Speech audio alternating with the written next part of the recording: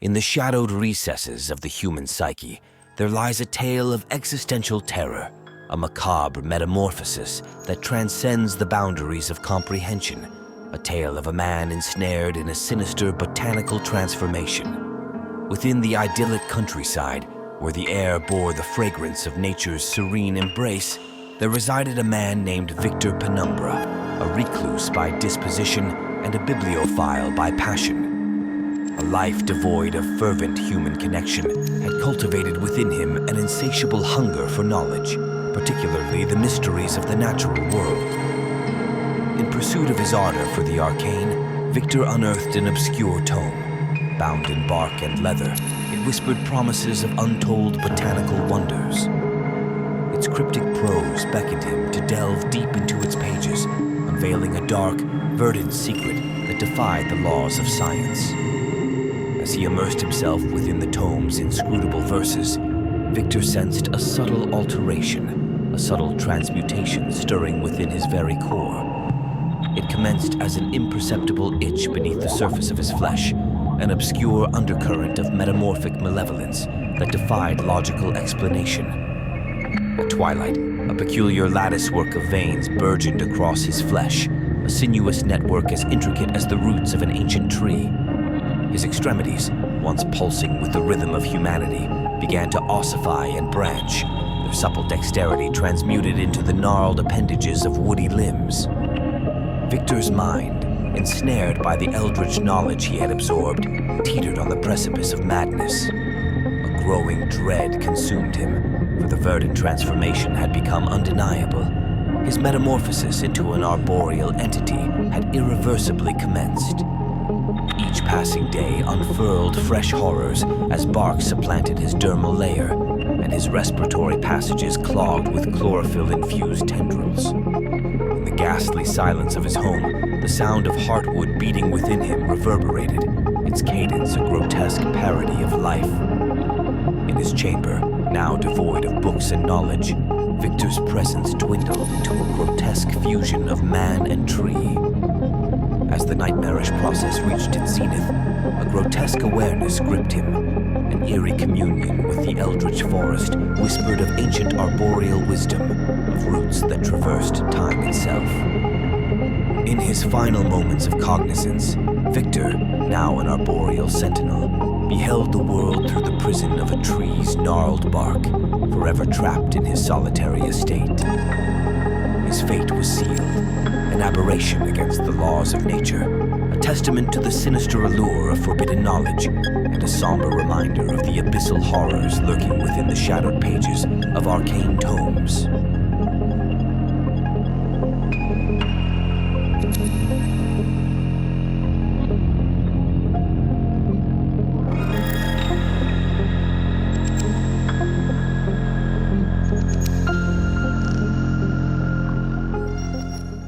In the heart of Pittsburgh, a once vibrant city, an eerie silence had descended. The streets lay in ruins, and the air was thick with a sense of impending doom. The relentless groans of the undead reverberated through the decaying buildings. But amidst the chaos and desolation, there was one silent, vigilant observer, a small black cat named Luna. Luna had once been the beloved companion of a caring family, but when the zombie apocalypse struck, her family was lost. Alone and scared, she roamed the now-abandoned streets of Pittsburgh, her emerald eyes reflecting the horrors of the world around her. She had witnessed the relentless hordes of the undead, their ashen skin and lifeless eyes a stark contrast to her own. Luna moved with a stealth and grace that had become her trademark, surviving by her wits and cunning. Her lithe form, agile and nimble, allowed her to slip through the most treacherous of alleys, and she could sense danger lurking in the shadows. One fateful night, Luna stumbled upon a forgotten mansion on the outskirts of the city. It loomed like a Gothic fortress, a relic of a bygone era, surrounded by an overgrown garden choked with thorny vines. Seeking refuge, she ventured inside, her instincts guiding her to a hidden room with a cracked window that overlooked the front gate. From her vantage point, Luna watched as a group of survivors sought shelter within the mansion's walls. They were a motley crew, each carrying the weight of their own harrowing tales. but they were united by the common goal of survival, barricading themselves against the relentless onslaught of the undead. As Luna observed them, she sensed a glimmer of hope. The survivors possessed a courage and resilience that was in stark contrast to the mindless zombies that roamed the city. And while Luna had become a solitary survivor, she longed for the warmth of companionship once more. With her keen senses and feline intuition, Luna began to aid the survivors from the shadows. She guided them safely through the mansion's labyrinthine hallways, alerting them to the presence of lurking zombies, and even once finding a hidden cache of supplies. Slowly, the bond between Luna and the survivors grew. She became their silent guardian, and in return, they provided her with food and shelter. The small black cat became a symbol of hope in the face of despair, a reminder that even in the darkest of times, there could be moments of connection and humanity. But the zombie-infested streets of Pittsburgh were unrelenting, and danger lurked around every corner. Luna's newfound family faced constant threats, and the mansion itself held its own dark secrets. As the survivors fought to stay alive, Luna, with her feline determination and unwavering loyalty, continued to navigate the treacherous path between life and death in the gothic nightmare of the zombie-infested town. The relentless tick of the clock in the dimly lit living room was my only companion as I sat there, shivering, the persistent grip of dread clawing at my spine. It was the basement, that vile abyss of shadows that haunted me, the very thought of it sending an icy chill through my veins. For weeks, my unease had grown steadily, festering like an insidious disease. I had become a recluse in my own home, my paranoia inching toward madness. It started with the subtlest of sounds, footsteps that scraped in the dark recesses below. Murmurs and whispers that slithered up through the floorboards and wormed their way into my mind. I was certain that something lurked beneath, something nasty that hungered for my very soul. My descent into paranoia was accelerated by the sleepless nights, the disquieting awareness that the nightmarish would unfold as I crossed the threshold of the basement gnawed at me. My wife begged me to seek help, convinced that I had lost my grip on reality. But I knew I was right, that the darkness below was more than just a trick of my imagination. One stormy night, I gathered my courage, or perhaps my madness, and descended into the bowels of the house. The flickering bulb overhead cast eerie shadows that danced like specters on the walls. The air was dank and oppressive, thick with the stench of decay. The basement seemed to stretch on endlessly, a labyrinth of forgotten secrets and buried horrors. And then I saw it, a shape in the corner, a grotesque silhouette that writhed in the darkness. My heart pounded, and I stammered as I backed away. It was as if the very shadows themselves had birthed a malevolent entity, an embodiment of my deepest fears. But what truly horrified me were its eyes, glowing orbs of crimson that fixated on me with an intensity that chilled my soul. It knew me, recognized the paranoia that had plagued me, and it reveled in my torment. I stumbled backward, fleeing the basement in a frenzied panic, the creature's sinister laughter echoing in my ears. I locked the basement door, my heart in my throat, knowing that the entity was still down there, imprisoned but undeterred.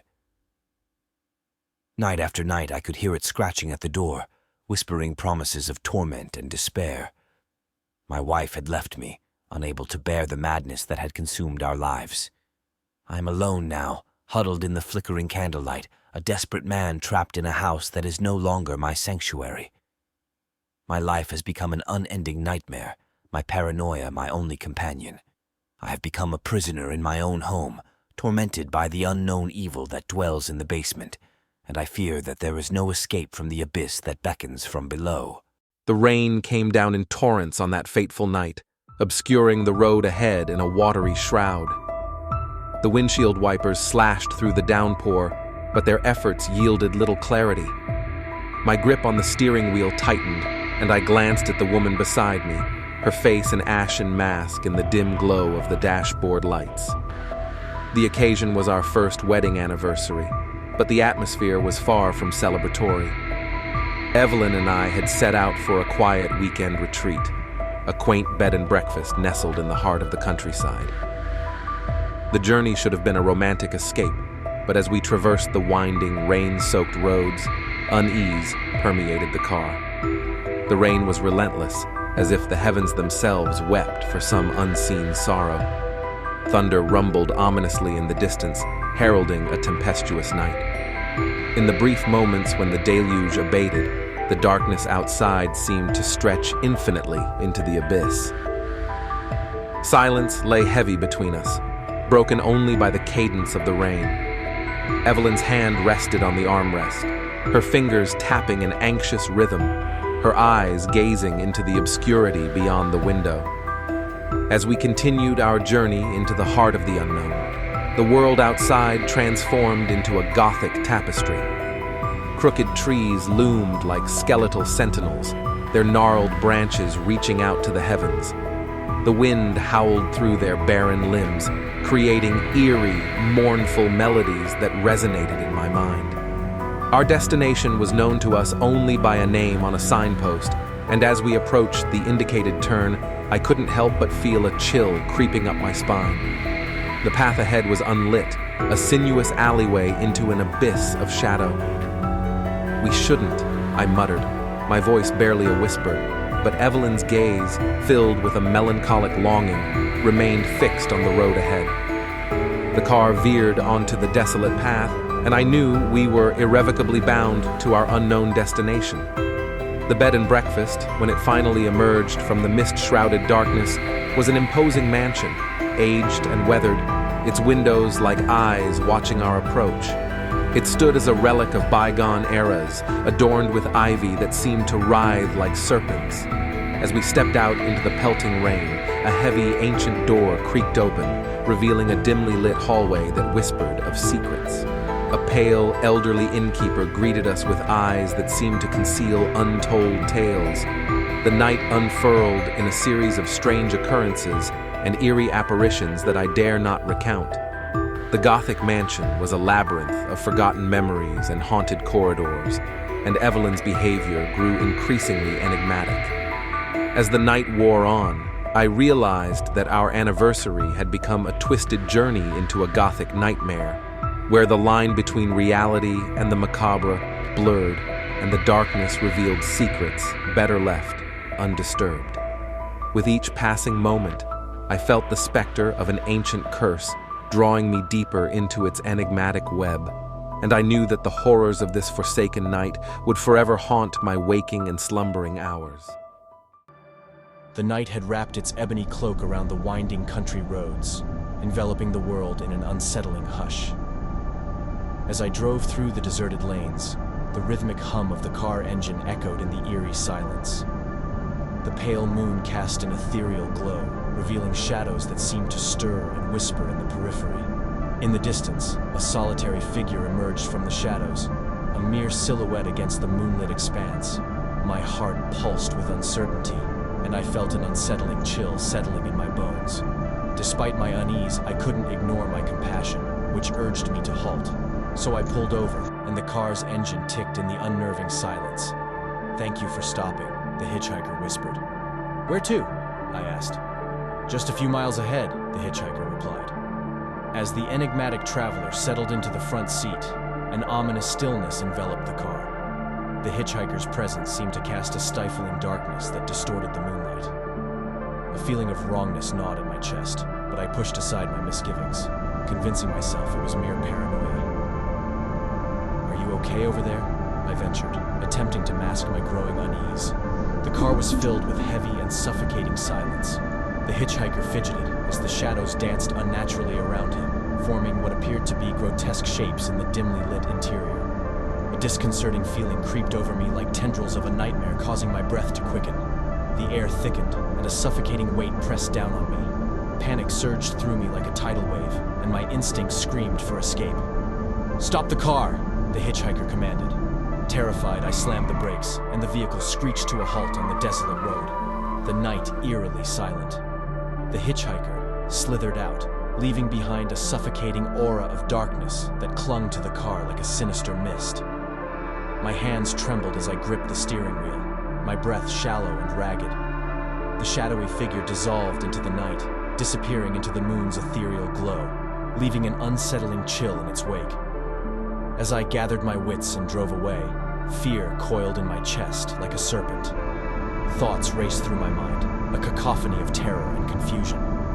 Something primal warned me. This encounter wasn't a mere brush with the unknown. It was a plunge into a realm beyond comprehension. 6 days had passed since I encountered the hitchhiker, but the memory of it continued to haunt me. It left an indelible mark on my mind and caused nightmares, with visions of shadowy tendrils reaching out from the darkness. The hitchhiker's words echoed in my head, haunting me even during waking moments. After that terrifying experience, I conducted some research to find an explanation for the inexplicable terror that had gripped me. I discovered a story about a malevolent entity that preyed on unsuspecting travelers, devouring their souls and leaving behind only empty husks. The thought sent shivers down my spine as I considered my narrow escape from a fate worse than death.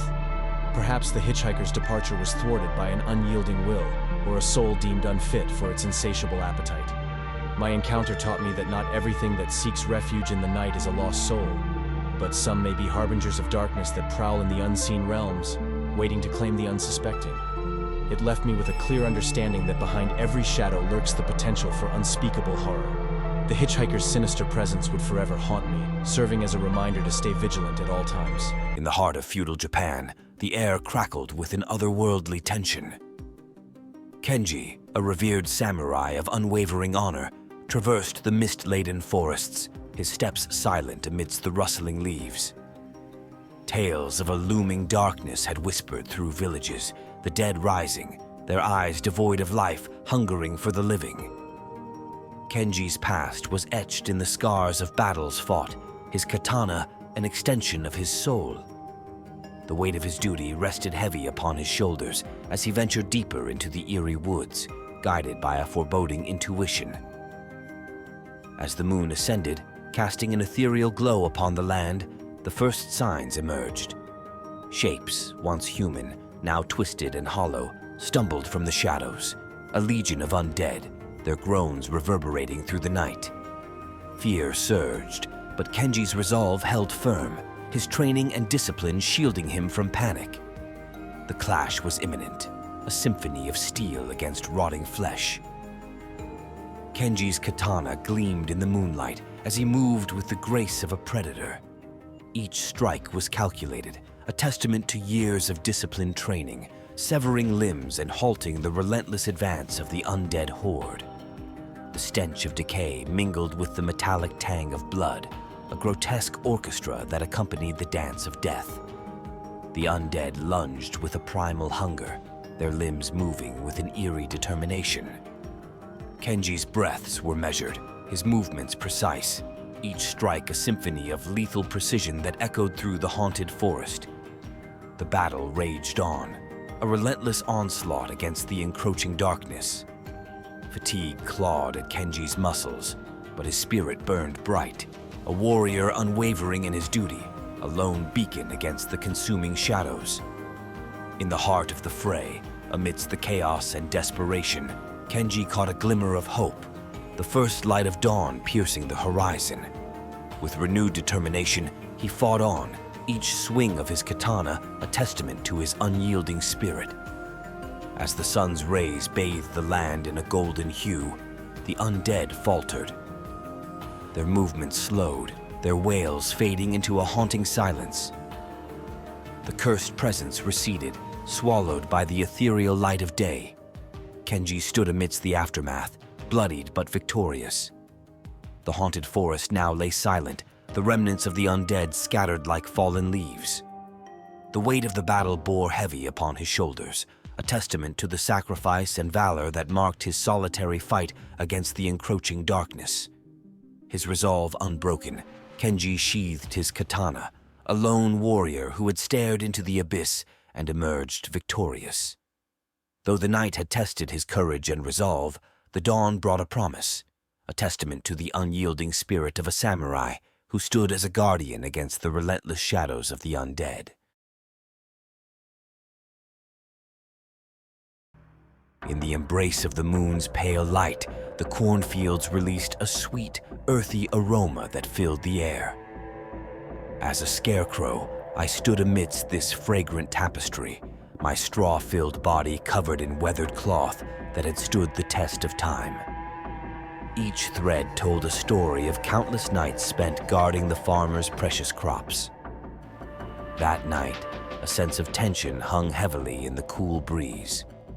The crows, with their obsidian plumage, gathered in an eerie assembly, their caws piercing the tranquil night. The birds were not ordinary and appeared sinister. As the night deepened, the fields became an arena of conflict. I sensed the crows' stealthy approach with every sway of the cornstalks. But I was no ordinary scarecrow. Within me surged an ancient magic, a power whispered into the seams of my being by generations long gone.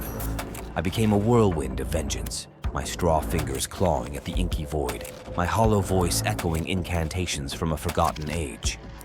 The crows, momentarily taken aback by my sudden animation, faltered in their assault.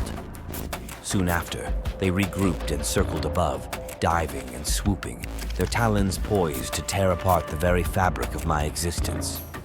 However, I was more than mere straw and cloth. I was the guardian of this land, forged by the farmer's desperate need to safeguard his livelihood. With every beat of my ragged heart, I summoned the ancient power, weaving a barrier of spectral energy around the crops, a shield against the encroaching darkness.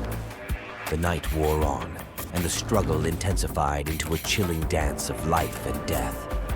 The crows, relentless in their assault, tested the limits of my endurance. But I stood firm, a solitary figure bathed in the eerie luminescence of the moon, a spectral guardian waging a silent war. As the first tendrils of dawn painted the horizon, the defeated crows retreated into the veil of darkness. The fields bore the marks of resilience, scarred by the nocturnal battle. But the crops remained intact, spared from the ravenous hunger of the avian fiends. Exhausted yet triumphant, I stood amidst the swaying cornstalks, a sentinel in the fading darkness. The lore of scarecrows held truths deeper than mortal eyes could fathom.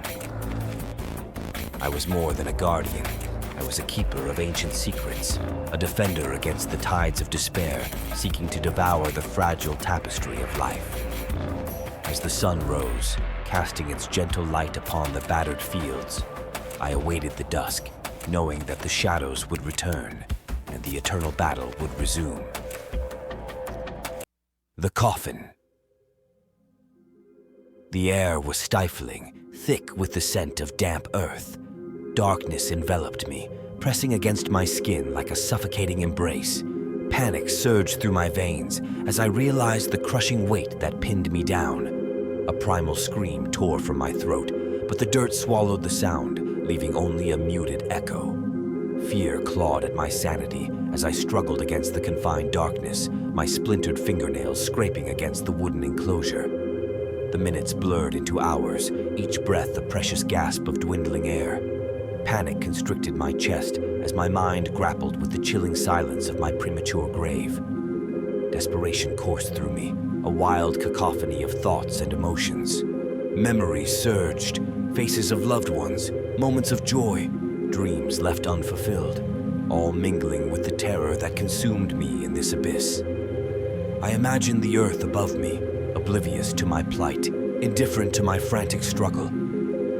Darkness became my companion, a shroud that enveloped me, swallowing hope and sanity in its frigid embrace. The soil pressed against me, a relentless weight that crushed my spirit. I clawed, scratched, and pounded against the wooden confines, but each movement only deepened the futility of my predicament. As the air grew thin, my breaths became labored gasps. Darkness danced at the edges of my vision, and a chilling realization settled upon me. My time was running out. But amidst the suffocating despair, a calmness descended, an acceptance of the inevitable. I closed my eyes, surrendering to the void, welcoming the peace that eluded me in this tomb. I suddenly felt a strange sense of calm and peace wash over me. The darkness, in the end, became a comforting embrace, a release from the torment. The world above continued its ceaseless dance, unaware of the life ebbing away beneath the dirt. My existence, a mere speck in the vast tapestry of time, faded into the eternal silence.